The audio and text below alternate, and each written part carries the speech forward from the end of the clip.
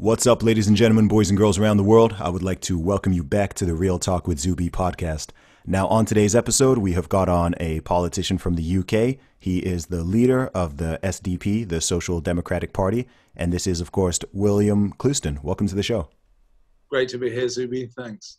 Awesome. So I've done a really brief intro there, but for people who may not have heard about you, tell them a little bit about who you are and what you do.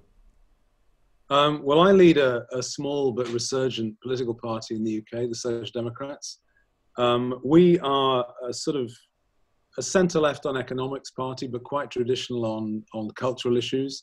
So we're a party that sort of blends, I guess you'd call, parts of the left and parts of the right. And it's a political project which is growing rapidly at the moment.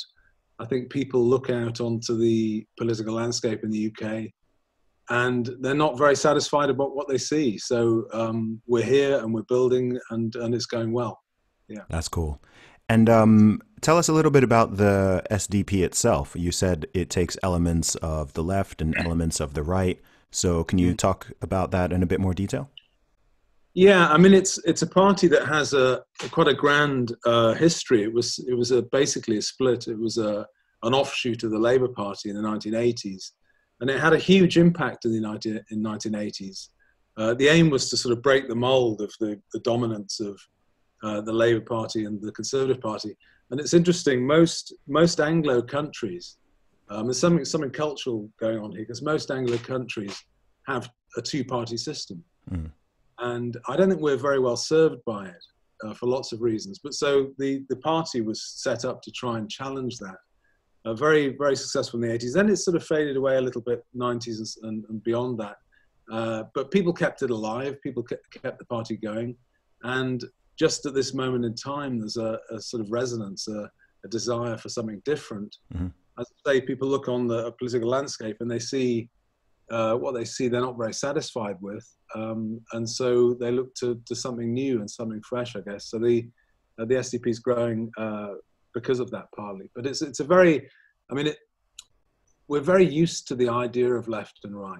Mm-hmm. It's sort of the left-right axis is how a lot of people think about politics, but actually it has some use as a lens. I'm not saying it doesn't, and I describe parts of our politics in left and right terms, but actually, Zuby, in most cases, people's views are a combination, aren't they? Mm-hmm. Yeah, and most certainly. Yeah. I mean, I made when I did the Joe Rogan podcast last year, I made a joke, but a real point that we're living in a time where politics is binary, but gender is a spectrum, which which sort of sums up people's basic level thinking, which is as someone who doesn't really enjoy politically labeling myself, I don't care if other people label me. But most people are pretty nuanced, and they certainly should be.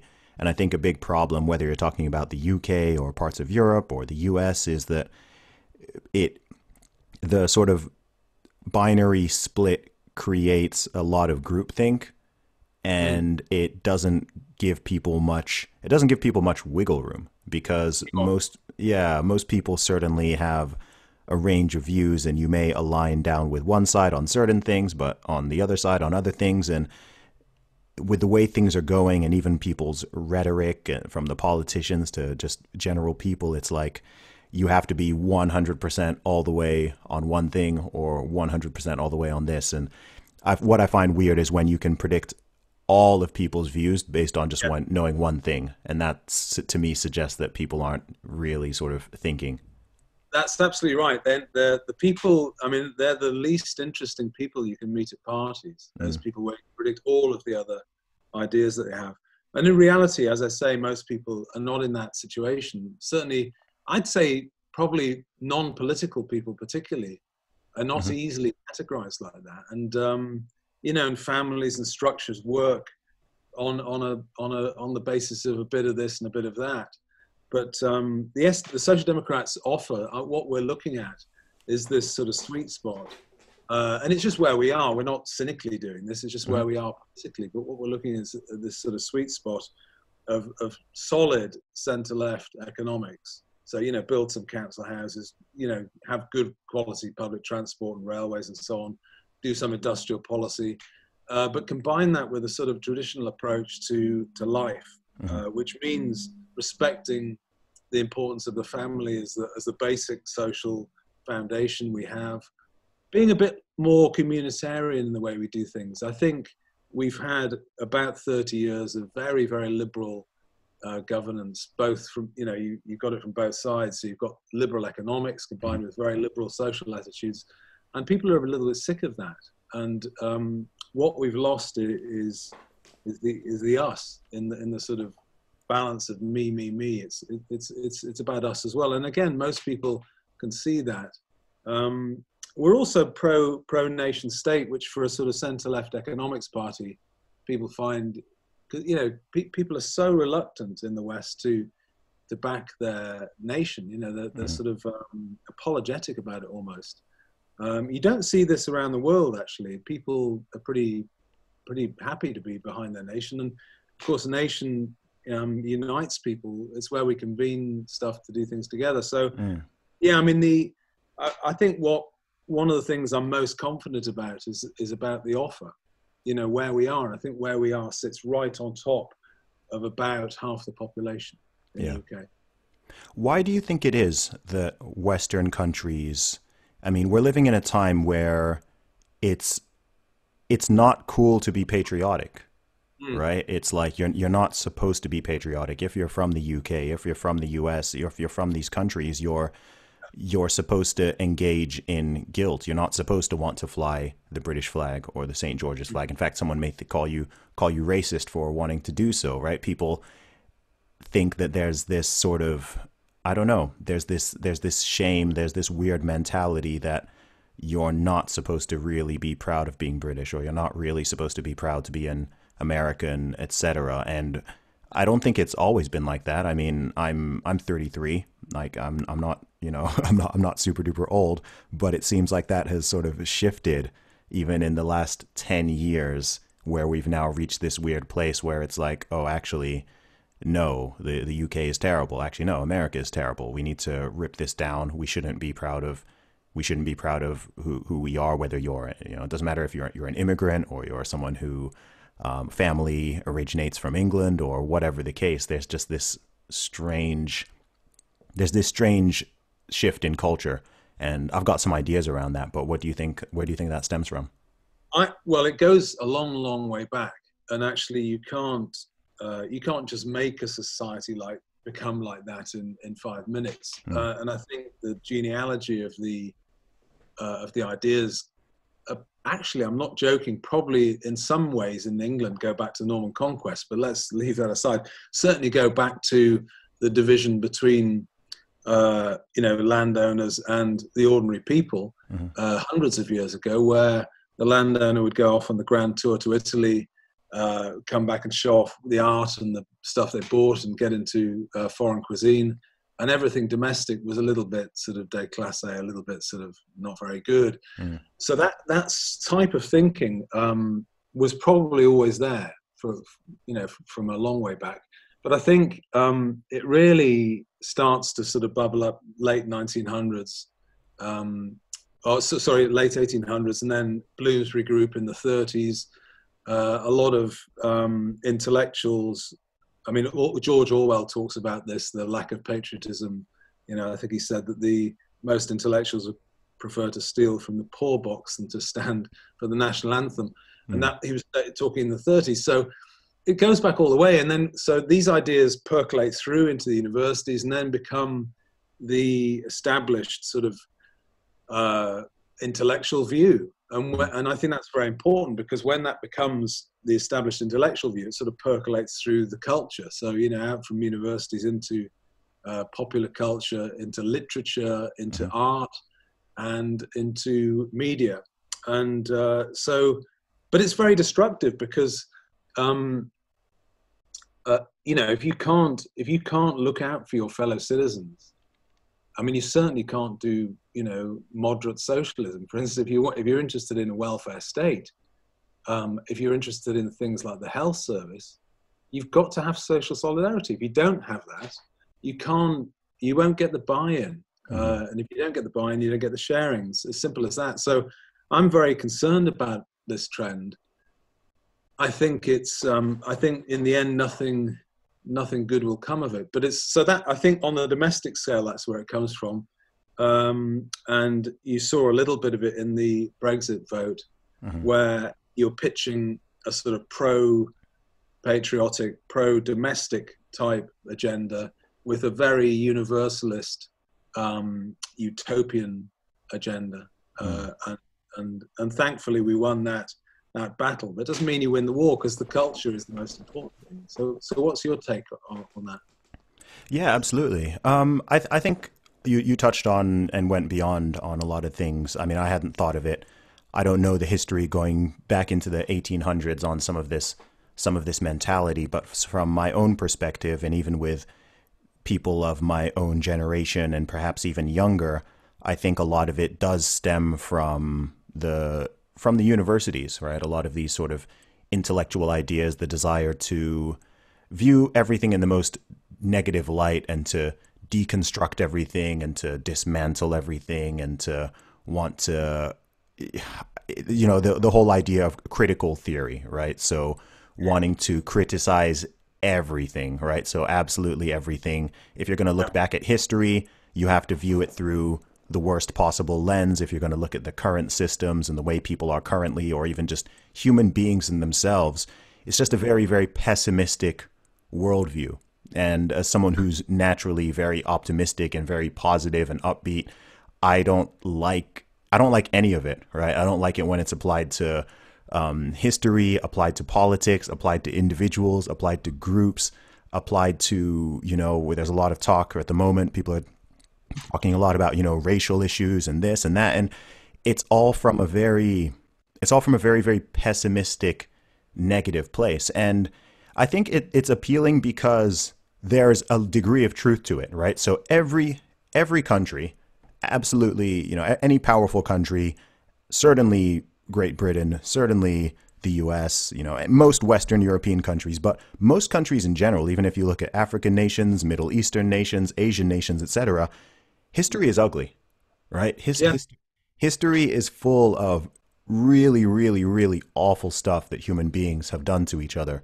It's full of wonderful stuff as well, but it's not hard for me to understand how, depending on what lens you view it through, how someone could easily look at the UK and look at certain aspects of history, or look at the USA. To be honest, you can do this with any country, but I think people in the West are more prone to doing this with this very critical lens. And it's not hard for me to understand how someone, if you focused on that, right, and if you look at Great Britain's role in the slave trade and colonization and things like that, if that's where your focus is and you're viewing it in a certain way, it's not hard for me to understand how someone could come to the conclusion that, oh my gosh, like this whole country through and through, institutionally, structurally, systemically, everything, everything is racist. It's built on the back of evil and conquest, etc. mm, What is interesting is that is sort of uniquely applied to yes, certain countries, because this applies to different degrees, but it applies to a lot of different countries if you're really to look at the history. yes. Um, I think you're bang on there. I think yeah. that's right. There's so much pessimism in the basic outlook. So say this country's imperial past. Hmm. You could certainly pick out bits that were certainly brutal, Yes.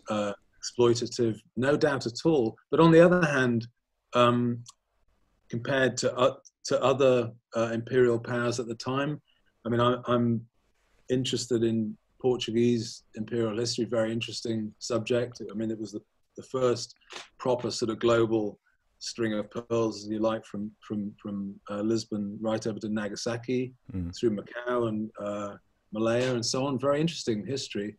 But all things being equal, certainly taking in direct labor scheme in Angola and Mozambique, which, by the way, survived until 1974, Mm. I'd have preferred to be colonized by the British and the Portuguese. And Yeah. I'm a fan of the Portuguese culture, so I always think, compared to what? I mean, Mm. and compared to what time? Yeah. So yeah, I mean and the history of slavery as well. No one at the moment in cultural discourse would give the British or Wilberforce and the people that were active in the it ended up 1833, but Mm. before that, to challenge slavery, which was ubiquitous in all Yes. societies. Yeah. So I think I totally agree. I think it depends. I think people can make whatever use they wish Mm-hmm. of the history, and grind away a political message if they want. Yeah. But I think some of it is in bad faith, because I Mm. think a lot of it is the prime aim is division, sowing division. And I was proud to co-sign a letter in the Spectator that Claire Fox and some others, Andrew Doyle, got together, and basically the message was "Don't divide us." Mm-hmm. I strongly believe in that. I think without agitators and without people cynically trying to divide people, Mm-hmm. I think we can get on fine. Yeah. Actually, and we do. So, I signed that as well. So yeah, I'm on board with that. And it's an interesting thing. I mean, to me it comes down to, it's cherry picking, because the thing is, what you said, cynical. That's really the ideal word, because if you look purely at the negatives and you focus on that, especially historically, then you can paint a certain picture. You do also have people sort of on the other side of things who want to only focus on the positive and not really give credit to how bad certain aspects were. But the sort of honest approach to me is to acknowledge both of those things, right? Acknowledge that, yes, Great Britain played a massive role in slavery, as did all of these other countries. Also, lots of different races and ethnicities of people all throughout history have been enslaved. It wasn't something that was unique to a lot of people, Americans, for example, a lot of Americans think slavery was unique to the USA. And it's like, no, that's just totally factually wrong. So it's like you have to acknowledge all of these different things. Okay, which countries, how was it abolished? How did that happen? You have to look at all of these different factors. And I think you can acknowledge the evil and the horror and what's been learned from it. You can also acknowledge the way that things like this came to end, and truly acknowledge the global scale and see that, okay, this isn't something that's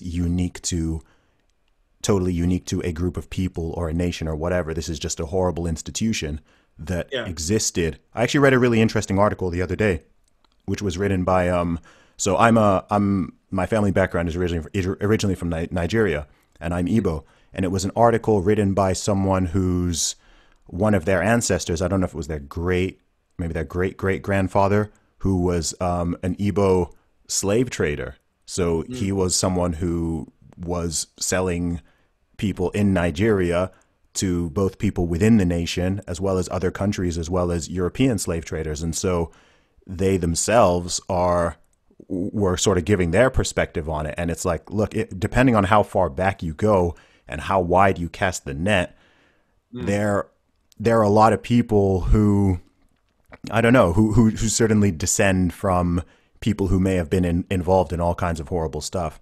But also in my general worldview as well, it's like, look, I can acknowledge the past, but I focus on the future, right? And I think the future is a lot more important. We can't change the past. So, no, but again, you're in danger of doing something which is very unpopular, which is very necessary. What you just did there was nuance. Western history has led us to the most prosperous age in the history of humanity, and yet more and more our kids are taught to be ashamed of their country. Are you tired of Common Core, Howard Zinn-influenced revisionist history in our schools? Do you want your family to have fun learning about history that you can trust? Do you want your kids to learn to love history? Then DriveThruHistory.com is for you. The guys over at DriveThruHistory.com have created a world of entertaining, on-location, video-based courses for your kids.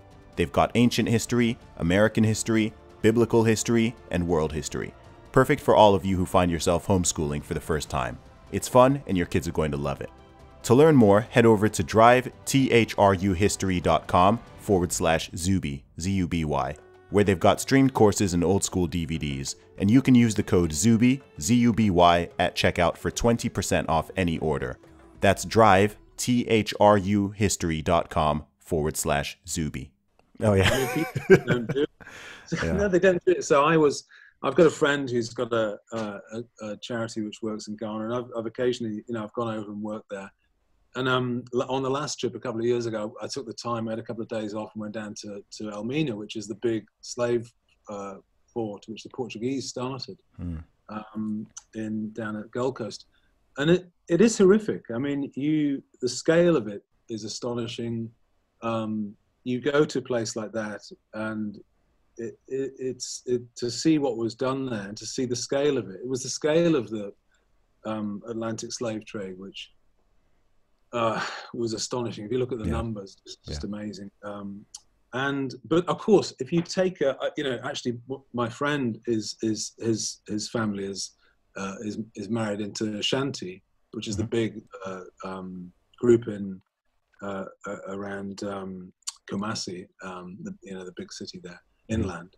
And they as a group, as a tribe, they were massive slave traders. And if you were a smaller tribe, most of the people that got rounded up and sold initially to the Portuguese and then the British and others were just smaller tribes and under their control. So yeah, I mean, so I suppose in my friend's family, if you were to go down, you'd probably be more likely to find slavers there. But again, it's if you read some of the history, or are interested in some of the history, you'll find out the nuance, and you'll find out that human beings, when they have power, often they do exploit people, and this is it. But on the other hand, to take any, the real history depends on values. So most of human history is might is right. Until you put values into things, most of the time human beings have done what suited their immediate interests, and morality hardly comes into it. I mean, it really doesn't. And you have to, I'm not, I'm from a Christian family, but I'm not religious now, but I do attend church sometimes, but I'm not a Christian believer. But until belief systems like Christianity come along, might is right. And then you have other ideas coming into it and saying, no, actually, people matter, and there's, so you have to see all of these events. I mean, I think, as I said before, I really wouldn't want to have been at the end of most of what happened in the colonial experience until very, very late on. It's not good. But on the other hand, if people are going to get on, and bearing in mind that most of us, I mean, there isn't a route, there isn't an alternative to getting on. I think. I mean, you can't hammering differences or mining out grievances is just going to make things worse. And I think we as a party, we've looked at it. We had to react to BLM and things, which we've done. And I don't want to go, I think we've said our bit on it. But I wrote a piece for SDP Talk, and it was about civilized toleration. It was about the need, if society is going to work, a precondition is that we tolerate some differences. You have to accept that there are some differences in the society, and you can't. I think if I have a criticism of some of the social justice warriors and the activists, I think possibly many of them mean well, but what they don't realize is if you put rules against everything, and every little difference or disparity is agitated against and is considered oppression and so on, you're just in a recipe for just conflict, basically. And that's what I'm worried about now. Yeah, I think a big problem with a lot of those movements as well is there's something I've written before, which is that any social justice or activist movement without a clearly defined finish line ends up becoming what it sought out to oppose. Yes. Yeah. Yeah. So it comes around full circle, and we're seeing this right now with so many of these movements. So, for example, the people who now call themselves, inverted commas, anti-racist end up perpetuating racism, right? Yeah. A lot of the sort of, I don't know what they're called now, third/fourth wave feminists end up promoting sexism and misogyny. Like it sort of it loops back round where people are fighting so hard against something and then fighting so hard against oftentimes what ends up being this sort of invisible enemy that Yeah. in this quest they go from being opposing racism to, you know, I don't know, you go from not being racist to opposing racism to imagining racism where it doesn't even exist to, you know, a few steps down the line, you now have people who are actively being supposedly fighting racism by actively being racist against white people or actively being racist against Jewish people. And it's like, Okay, it's black. yeah. You look at it and you're just like, what is going on here? You know? I think you're right. I think that's bang on. And I think the best basic description that I've heard over the last couple of years is Brendan O'Neill's, who, when he talks about ID politics, once you become obsessed with ID politics and you put your whole, everything is seen through the lens of who you know, your race or your ethnicity or your gender, then, you know, it is, Brendan said, ID politics is a sort of gateway drug to full-blown racism. And I think he's right. I think that's beautifully put. Because start thinking like that, then everything goes through that. And then what it means is that you can't treat a human being just as a fellow human being. You can't see. And I've said, you know, most of the stuff that all of us want is the same. It really is. It's a sea of similarities. You know, people, they're united in their basic aims. Most people want a good job. They want a safe place to live. They want to build a family, possibly, and you know, and they want to get on. And the agitators are a principal hurdle in us all. I mean, I've rewatched your most recent Trigger interview, and I saw the original one last year. And they've got to get me back on. Actually, I haven't done it. But I think you made a very good point about the sort of white majority reaction to this. And one of my friends, you know, Ben Cobley, who wrote a piece for SCP Talk, said, you know, because as BLM's agenda and some of the sort of hyper-racialized stuff is imported directly and quickly into the UK, he said, you know, he's never felt so white. It's never really occurred to him before. And like a lot of people don't think about it very much. And I think something I was trying to work out what happened in 2016 with Trump. I'm not a Trump supporter, although I think I think liberals don't understand that he's their baby. You know, they caused him. Yeah, you know, liberals caused him. It's their policies that have caused this. But in trying to analyze what happened, what does concern me in the States, and I sort of follow, you know, my son lives in New York and I sort of follow it a little bit, but what concerns me in the States, and I suppose concerns me here, is what happens if the obvious thing happens, which is that if hyper-racialized politics or ID politics is played out politically, so, you know, all Puerto Ricans and all Hispanics vote for the Democrats and all blacks vote, then what happens if there's the final end game to that is that whites start thinking like that, and then start thinking, you know, well, all whites vote Republican or something. So how do you unlock, and didn't they think that in the end that might happen? You know, that's the danger, I think. I think do you make of that? Yeah, no, I think it's a great point. I think the problem is a lot of people have this very myopic short-term mentality, and they will just do whatever is expedient for them to win at that moment in time. So as someone who generally bases what I do, like I consider myself a very principled, honest, fair, consistent person, right? I have certain principles which I apply in all directions. Okay. I'm not someone who's here trying to tell you that black people can't be racist or only white people can be racist, etc. It's like, no, right? That's not, firstly, it's factually incorrect, right? That's incorrect by the proper definition of the term. But people play these very cynical games where it's like, okay, well, this group can say this against that group, but this group can't say that against this group. Like, they have all these double standards and triple standards, etc. And I don't like that because, as you were saying, the argument against, let me phrase this in a way of, let me phrase this in a better way.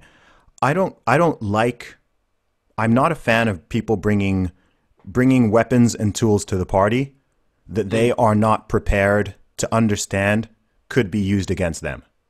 Yeah, Do you yeah, see what I mean? So this is one reason why I despise identity politics, because it's like, look, if you've got, so when you see some of these sort of very pro-black, like black nationalists on social media or in the real world, et cetera, and I'm listening to what they're saying, I'm like, you are actually totally aligned with white nationalists in terms of what you're like. You're right, and I'm talking about like real white now. I'm like, you're actually saying the same thing. So if you're going to say it's okay in that direction, you are, I guess, inadvertently opening that door. You've brought this tool to the party. So if you yeah, can yeah, say all of these things, you will have some people who react in a reactionary way. I don't think it'll be most people, but you will have people who say, okay, well, if they can say that, then we yeah, can say that.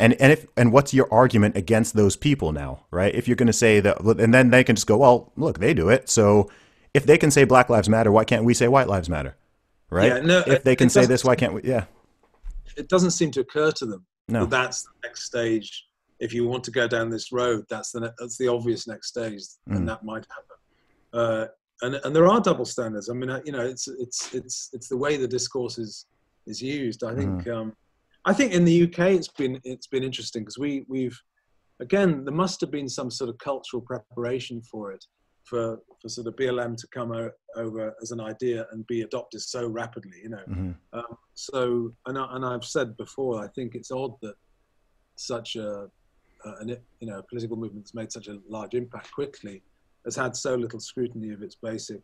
published aims. And and I guess everyone's said enough about that, but Yeah. it's strange. I think it stems back to what we were talking about at the beginning of people not there being this sort of like collective guilt slash shame of people, you know, like nobody wants to be called racist. People don't want to be called names. No one wants to be called a racist. No one wants to be called a Nazi or a white supremacist or this or that, etc. By the way, names which I've been called as a young black person, which is, you know, amusing if it weren't so ridiculous. But Yes. it's like people just throw these labels out so quickly, and everyone's just trying to silence each other. And as you said before, it just eliminates the room for any nuance. And to me, that's just dangerous long term. I can see in the short term why people think like, okay, this is a convenient and useful and expedient thing to do or say. But in the long term, I'm always trying to kind of like pull people back off that edge and say like, look, like let's not play those games, right? This is we've been here before. Like this has Yeah. happened in history in the past. This has happened in other countries. So let's not just don't just do the same thing in verse and Yeah. think that's all good. That's right. I mean, some of the recent stuff about, only buy it from black businesses and things. Well, and I would say, okay, I can actually see why someone might say that, but actually, Mm, it's not that far from what they were doing in the 30s in Germany. Either yeah. don't buy from Jewish businesses, or. So I don't know. You've said before, and I think you have been an inspiration to a lot of people in terms of calling for sort of sane, honest voices, Mm, and to try because there's so much tension about it. And that's why the nuance can't get in there, because you try and politicians are terrified of putting a foot wrong, so there's certain issues they literally just won't go near. But yeah. and I know I would acknowledge it's easier for a smaller political party to Mm, speak the truth on things. There's certainly less pressure from vested interests on us, so we try and just get the right policy. I mean, the idea is to get the right policy on absolutely everything. yeah. But someone's got to hold the middle. Hmm. Someone has to try and negotiate these things in a reasonable way and a sort of an objective way. Because another thing I think which touches on what we've discussed is the extent to which emotion seems to be trumping everything now. Yes. So it's not objectivity. It's not. If you listen to, Coleman Hughes and John McWhirter, I'm a big fan of. McWhirter gave an interview about it a year ago, and he was asking why people couldn't acknowledge why it was fashionable for people to resist the idea that there's been progress on, in terms of racial harmony, in terms of access. And, you know, you're saying as if the Civil Rights Act of '64 didn't happen. Yeah. People want to, I mean, in other words, it's getting better. And it's the same in Britain.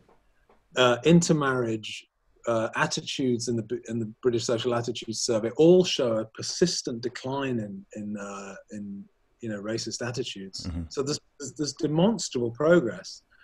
But it's weird because at the time you've got this progress, you've got other people who are determined to see no progress at all. Yes. But we're to say, why? What is wrong? What's your take on that? I've got two takes on that. Number one is that there's a business around this, right? There are people who make their living, both in politics, but also as writers, as speakers, as authors. There are people who make a living off of grievances, whether that is racism or perceived racism or imagined racism, or that is sexism, right? The feminism is an industry. Racial, what I call race hustling, is an industry.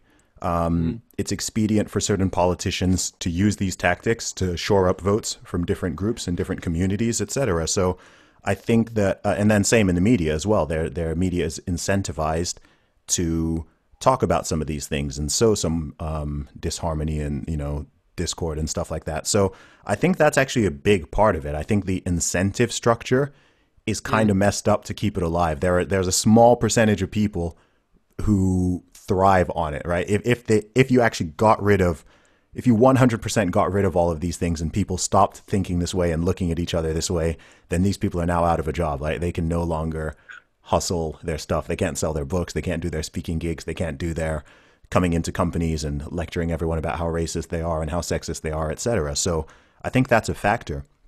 Another thing I have in mind, this is an idea, I don't think I've ever articulated this, but I think from a psychological perspective, I think we all know that human beings need struggle, right? So we all have this idea that people imagine that they'd enjoy their life if there was no stress and there was no struggle and there were no obstacles, etc.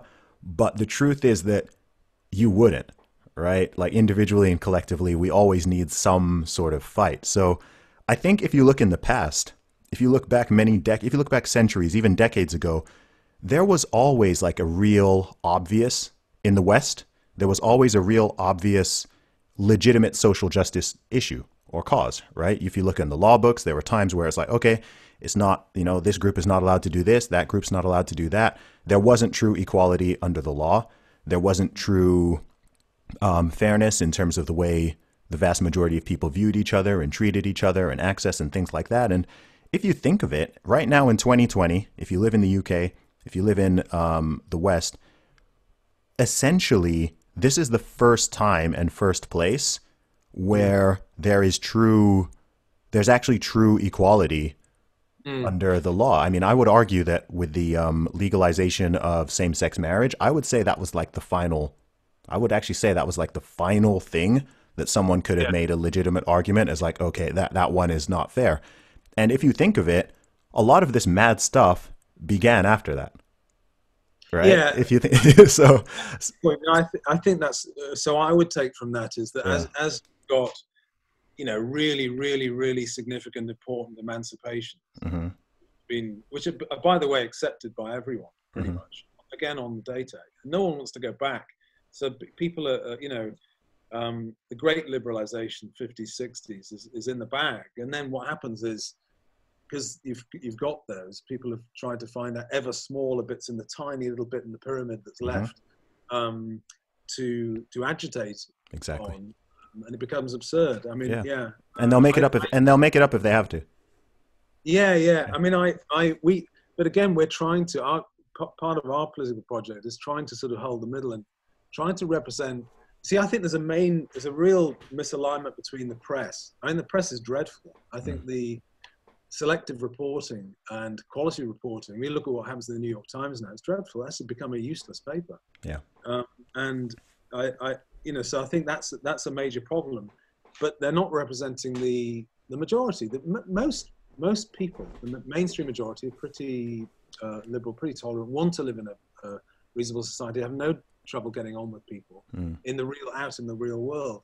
So your political project is to try to represent that view and trying to get it right. I saw obviously everyone saw your transgender deadlifting record, but actually I think you made a great point there, really, really important point. And we published, finally, we worked on it. We didn't want to do it, just quickly. We wanted to get it right. And we published our policy on balancing transgender rights with biological sex-based rights a couple of weeks ago. And I think we've got it right. I think it proves it can be done in that, some people do feel they're in their own body, and some people want to transition and have their legal sex changed, and their right to do that should be respected. And I think most people go along with that. But on the other hand, we identified 3 areas where you absolutely got to take an absolute stance on defending sex-based rights for women. Which we said sport obviously is one of them. Prisons and refuges are the 2 others. And it just and the thing is, politicians are scared to go there. Yes. But most people can see that. Honestly, most people can see if you had even a few male-bodied athletes in a rugby team and a girls' rugby team, even more dangerous, and they're playing female athletes, you're at risk of injury. In any case, your deadlifting thing proved, or perhaps you are with the whole thing. You prove the point that it can't be fair. No. And I just think so. I actually think I'm reasonably optimistic. I'm probably not as optimistic as you are by nature, but I'm reasonably optimistic about the possibility of convening a mainstream position and getting these things right. Yes. I think you can do it. Yeah, I think cowardice is a big problem.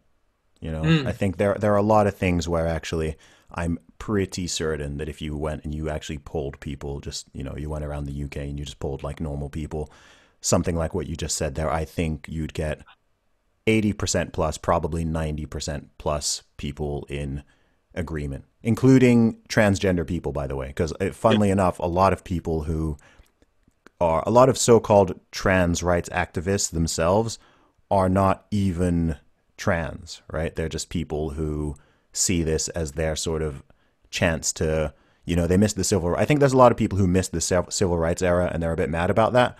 So They kind of want to, this is why I don't like a lot of these modern social justice warriors, because it's like, you're not fighting proper battles, and the way you're doing everything is very cynical and bullying and aggressive. And I mean, I'm not as charitable towards them as most people are. A lot of people think like, oh, this, comes from a place of good. I think some of it does. I do think a lot of it comes from a place of bad. And I say this as someone who's dealt with these people a lot, right? And there's some stuff I'm like, this is not, if you're threatening people, if you're wishing death upon people, you're even violently attacking people, which is a real thing, lots of... I think that's true, Zuby. I think that's absolutely true about the nasty activists. And actually, just on a really broader point, I think, you can divide the world into lots of divisions, but actually for me, whatever your politics are, whatever your views are, the real division is between nice people and people that aren't very nice. Agreed. That's just the way it is. Yeah. But you can get it right. I think the point I was making about trying to work hard on. I mean, we consulted very, very widely on our trans policy, and we're determined to go. I think we have got it right.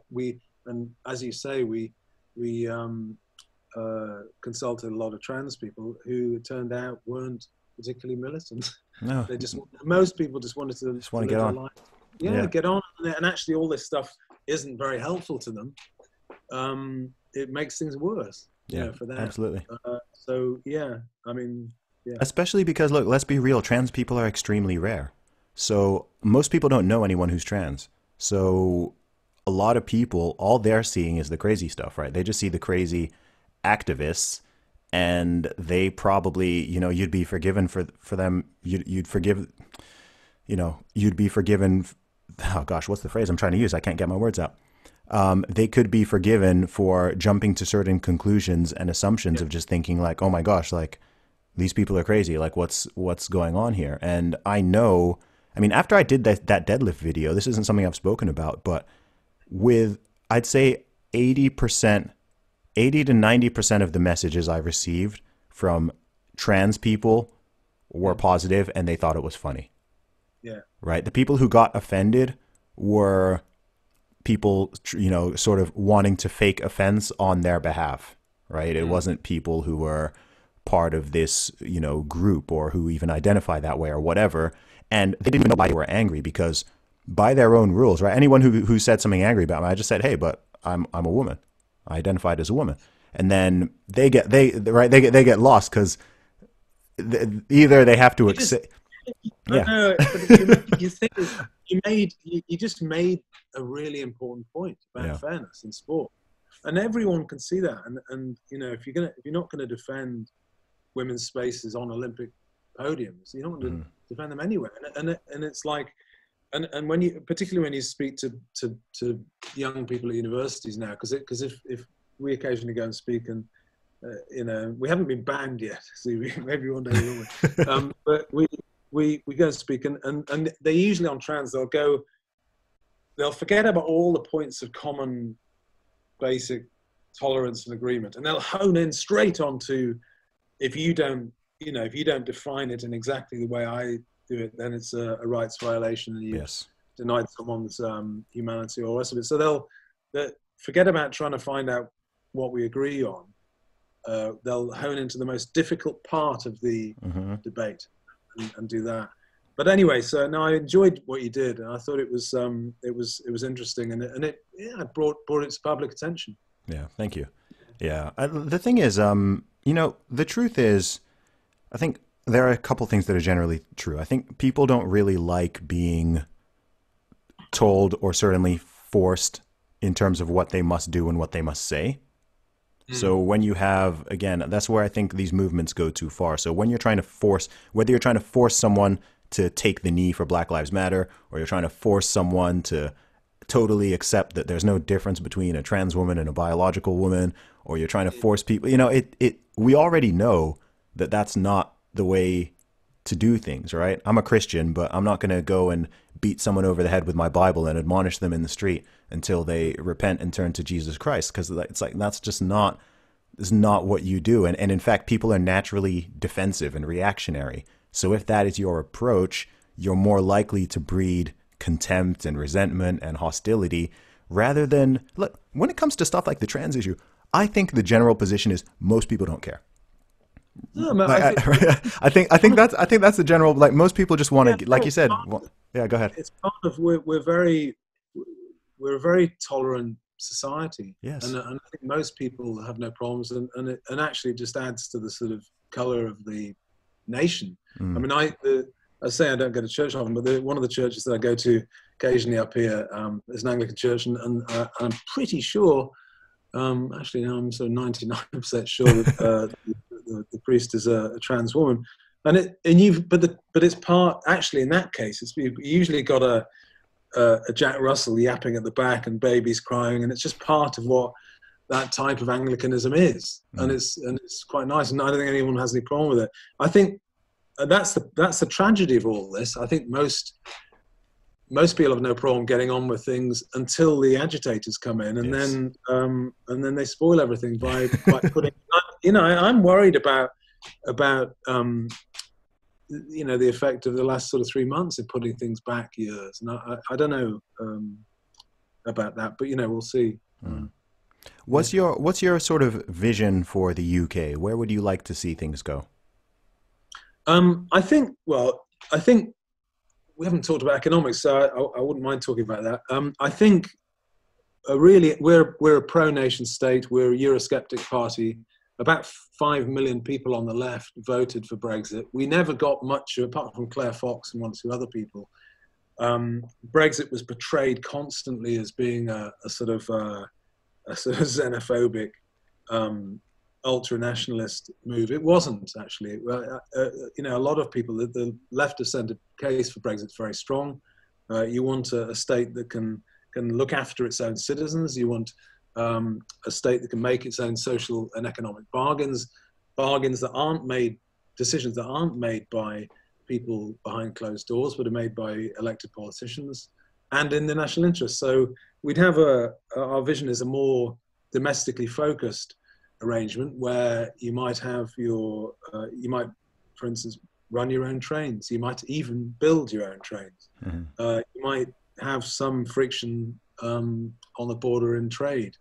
Again, there's this idea, sort of neoliberal idea, that globalist free trade, everything being made by the most efficient factory, usually in China, is the only way you can do things. That's nonsense. It isn't the only way, and it wasn't the only way for many, many years. Mm. So we would want to establish a greater industrial capacity, more jobs, better paid jobs. Because I think one of the things that has led to Trump getting in, if you know the States well, probably, so you've got the train ride from say Penn Station or New York, or whatever, down to Philly, and you just see acres and acres of factories that are closed down and sort of burnt out. Yeah.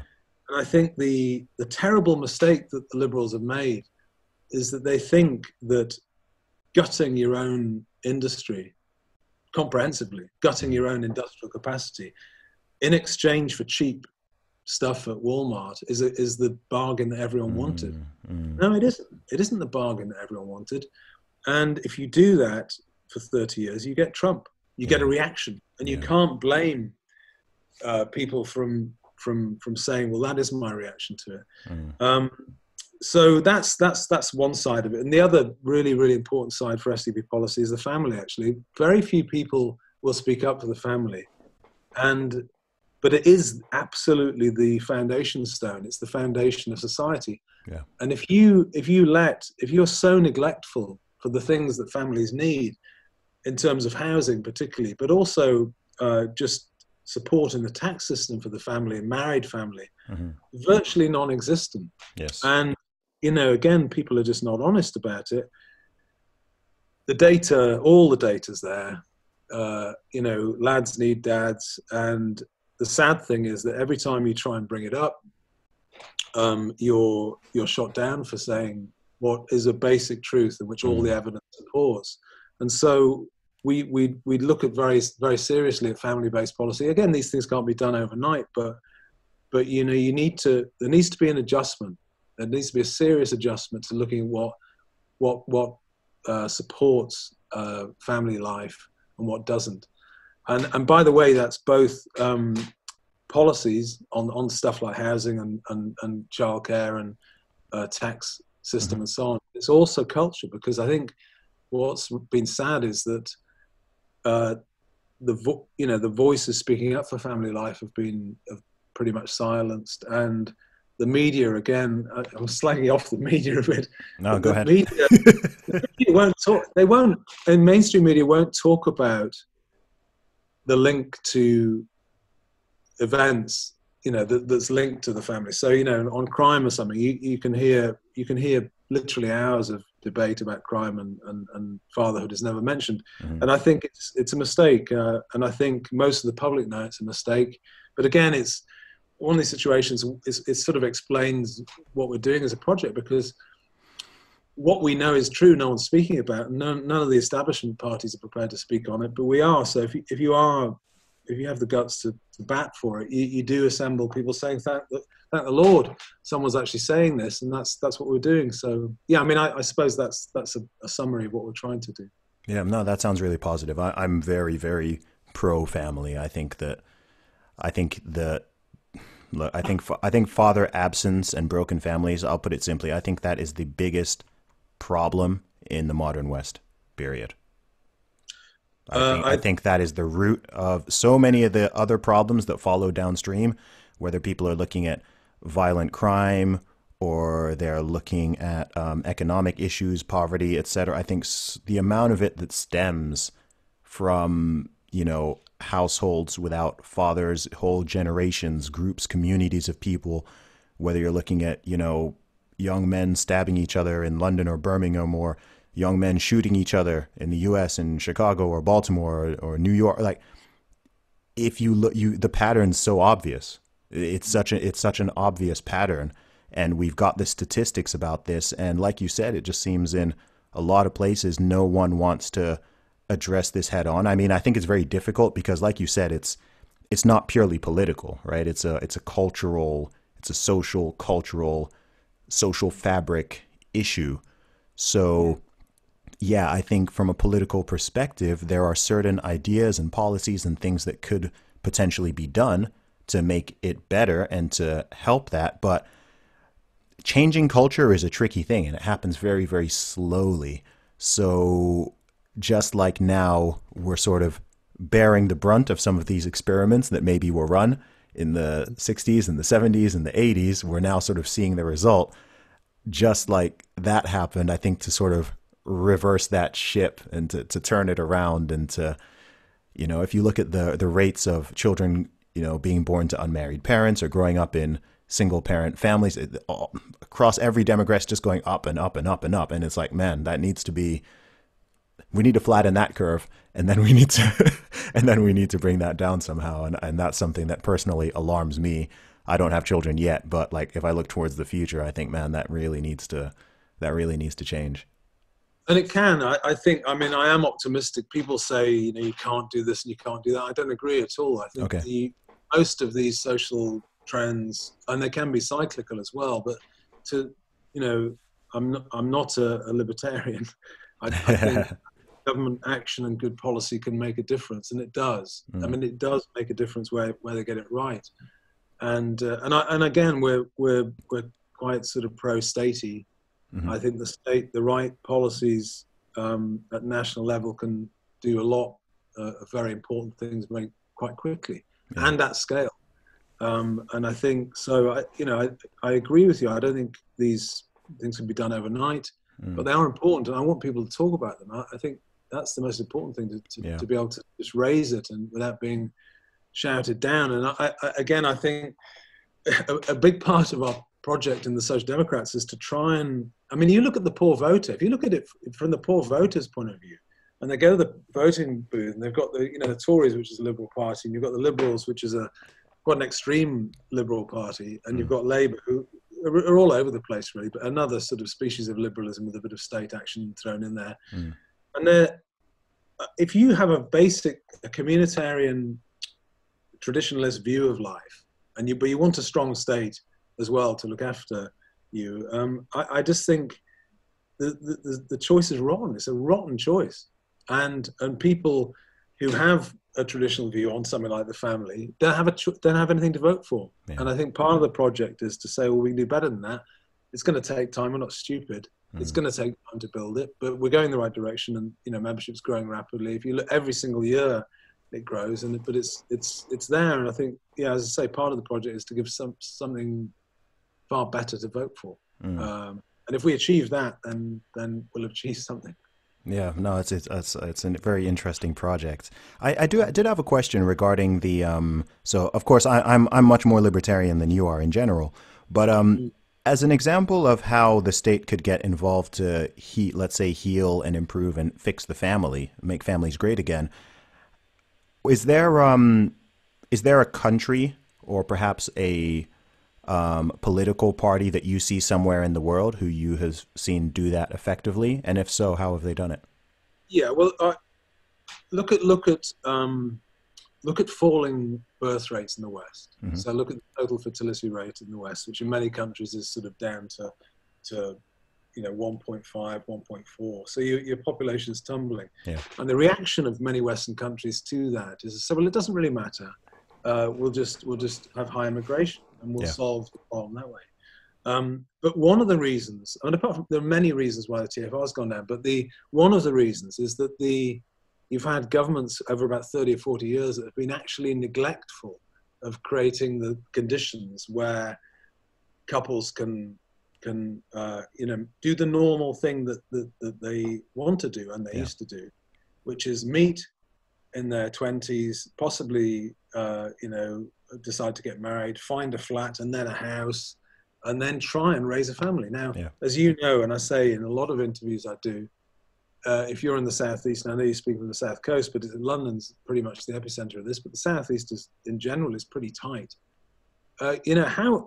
Ask yourself, how has government policy over the years assisted the process of trying to enable ordinary people to meet, pair up, decide to get married, and then raise kids? Actually, it's been the opposite.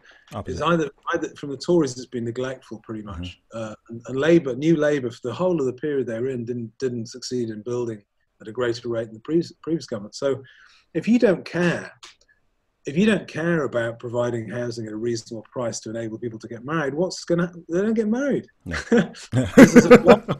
It's obvious. It's obvious. Yeah. And so I think this is an example of where we're not libertarian, because it can't be. I think, I like debating with libertarians, but I think the problem with it is that, and I have lots of friends who are conservatives, but I do argue with them about this all the time. Actually, I think you can't be an economic liberal, full out globalist, neoliberal on economics, and be a social conservative, because they simply don't go together. To have some level of social conservatism, you have to have a state that's prepared to roll its sleeves up and actually do some protection, of the realms that might help, because capitalism is very disruptive anyway. But to your actual point about which government, the Hungarian government, which I have to qualify, I don't agree with the whole program, but on natalism, on trying to get the birth rate up and trying to provide family, and and also supporting family, and trying to incentivize it through the tax system, their government succeeded. Yeah, and it proves to all these people that say, well, you can't do anything. I would say just, hop on a train, go to Budapest, and see if you can get an interview with the minister for the Secretary of State for families, because they have one. Yeah. And so you can do it. I just think the main problem, Zuby, is they haven't wanted to do it. They just haven't been interested. It's neglect, really. It's not they've been anti-family. You've got neglect from the economic right. You've got absolute cultural hostility from the sort of liberal, aggressive left. And then in the middle of it, the normal person trying to think about doing what their parents or grandparents did, you've got obstacles all the way. And I just think we do better than that. Yeah, no, I agree with you on a lot of that. I think, if I could sum it up in a word, I think it's sort of, 2 words. I think it's like collective demoralization. That's what I sort of think it is. I think it's kind of like, I don't know. You get these people like, it was good while it lasted. We had a good run, and just sort of some type of fatigue, and just like that's it. So that view is so fatalistic, and I think we've again, it's. Going back to in the conversation, but on BLM and police shootings and things in the States. Actually, good policy, the correct policy, can make a difference, and it does. And I know. So if you want to read, you'll have probably read about it. But Camden, New Jersey, you change the policy of what the police do, and you will change the outcomes. So I think I just hate the defeatism. And it's been exasperating, because what's happened at this particular time, you do have the wrong president. It's not going to, he's not going to really look at policy, and he's not going to bring people together. But I think it might be boring, but actually you get your policy right on things like public transport and housing and some of the other stuff. You can, policy matters, actually. Yeah. It doesn't, it's boring, but get it right, and it'll be a slow burn to success. And get it wrong, and it'll be the opposite. I hear that. Yeah. William, it's been so good to speak to you. I feel like this is a conversation that could go on for a long time, but we'll definitely get you on again in the future. If people want to find out more about your party or your work, where can people go? Well, we're on Twitter, Social Democratic Party on Twitter, and on the best site is sdp.org.uk, which is the main site, and on there you've got policies and some journalism and stuff like that. So check us out there. Awesome. William Clouston, thank you so much for coming on the Real Talk with Zuby podcast. It's been a pleasure speaking with you. Great. Thanks very much, Zuby. Take care. Cheers.